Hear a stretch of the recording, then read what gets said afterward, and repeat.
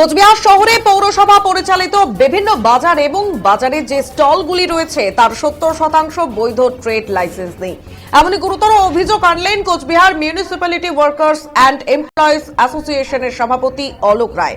মঙ্গলবার সাংবাদিকদের মুখোমুখি হয়ে এই সংগঠনের সভাপতি অলোক রায় বলেন, কোচবিহার শহরের বাজারগুলির মধ্যে এমন কিছু ব্যবসায়ী রয়েছেন যারা কোচবিহার পৌরসভার কাছ থেকে স্টলগুলি পেয়েছিলেন এবং পরবর্তীতে পৌরসভাকে না জানিয়ে অন্যান্য ব্যবসায়ীকে তাদের ব্যবসায়িক প্রতিষ্ঠান ভাড়া দিয়ে রেখেছেন। তিনি মোটা টাকা পেলেও পৌরসভার ন্যূনতম ভাড়া তারা মেটাচ্ছেন না। আর পৌরসভাকে দীর্ঘদিন যাবৎ ভাড়া না মেটানোয় যারা ভাড়া নিয়ে ব্যবসা করছেন তারা ইচ্ছে থাকলেও ট্রেড লাইসেন্স করতে পারছেন না। তিনি আরো বলেন, কনজারভেন্সি চার্জ নিয়ে প্রশ্ন তুলেছে কোচবিহার জেলা ব্যবসায়ী সমিতি, কিন্তু তাদের জেনে রাখা উচিত এই কনজারভেন্সি চার্জ কোচবিহার পৌরসভা ধার্য করেনি, এটা ধার্য করেছে রাজ্য নগর উন্নয়ন দপ্তর। জলকর নিয়ে যে প্রশ্ন তুলেছেন ব্যবসায়ীরা, তার উত্তরে এদিন অলোক রায় বলেন, যারা বাণিজ্যিক কারণে জল ব্যবহার করছেন তাদেরকে জলকর দিতে হবে, এটা বাধ্যতামূলক।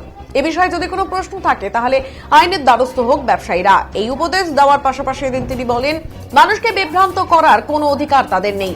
তিনি রীতিমতো হুঁশিয়ারি দিয়ে বলেন, এই বিভ্রান্তি ছড়িয়ে পৌরসভার উন্নয়ন এবং পরিষেবায় বিঘ্ন ঘটাতে চান যারা, তাদের বিরুদ্ধে আগামীতে পৌরকর্মীরা ঐক্যবদ্ধভাবে প্রতিবাদ করবে। অতি সম্প্রতি আমরা দেখলাম কোচবিহার জেলা ব্যবসায়ী সমিতির পক্ষ থেকে সাংবাদিক বৈঠক ডেকে পৌরসভার বিরুদ্ধে বেশ কিছু অভিযোগ জানানো হয়েছে, যে পৌরসভার ট্রেড লাইসেন্স, কনজারভেন্সি চার্জ, জলকর, স্টল হস্তান্তরের যে একটা প্রক্রিয়া তার একটা ফিস ইত্যাদি নাকি বৃদ্ধি করেছে, জানিয়ে ব্যবসা বন্ধ করে আন্দোলন করার একটা হুমকি দেওয়া হয়েছে ব্যবসায়ী সমিতির পক্ষ থেকে। আমরা আপনাদের মাধ্যমে কোচবিহারের নাগরিকবৃন্দকে অবগত করতে চাই যে যারা সাংবাদিক বৈঠক করে এই অভিযোগগুলো তুলছেন তারা তাদের সদস্যদের বলুন না সঠিকভাবে লাইসেন্স করে ব্যবসাটা করতে। পৌরসভা পরিচালিত যে বাজারগুলি রয়েছে, যে স্টলগুলি রয়েছে, তার 70% দোকানে কোনো লাইসেন্স, বৈধ লাইসেন্স নেই।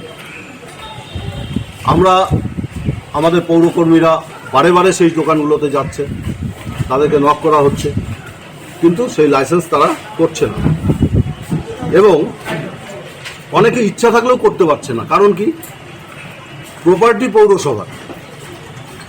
রামশ্যাম কেউ একজন পৌরসভার থেকে সেই স্টলটা পেয়েছিল বা তার বাবা ঠাকুরদা পেয়েছিল, পরবর্তীকালে সেই স্টলটা পৌরসভাকে না জানিয়ে সে কি করলো, যদুর কাছে ভাড়া দিয়ে দিল।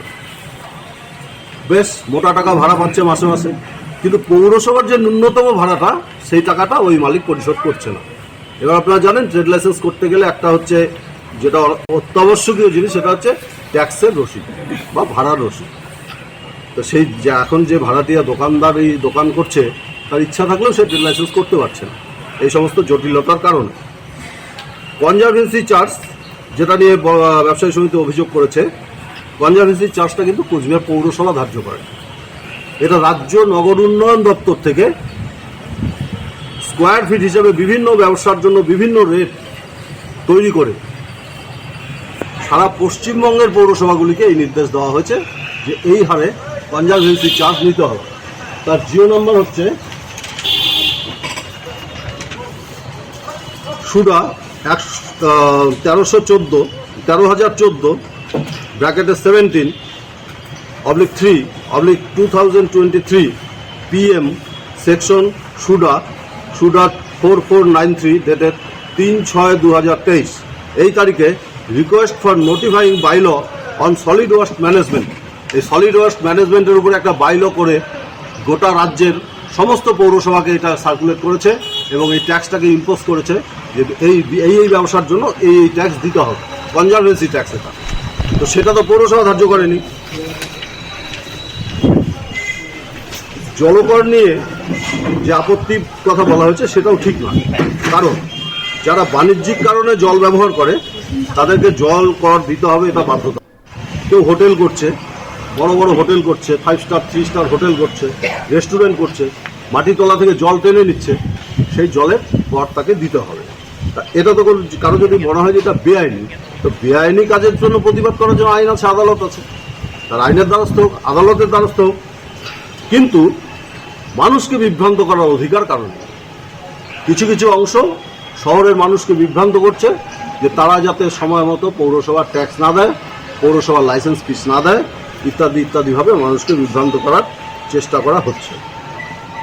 এই বিভ্রান্ত ছড়িয়ে পৌরসভার উন্নয়ন এবং পরিষেবায় বিঘ্ন ঘটাতে চান যারা, তাদের প্রতি আমাদের বক্তব্য যে পৌরকর্মীরা কিন্তু ঐক্যবদ্ধভাবে ভবিষ্যতে এর প্রতিবাদ করবে।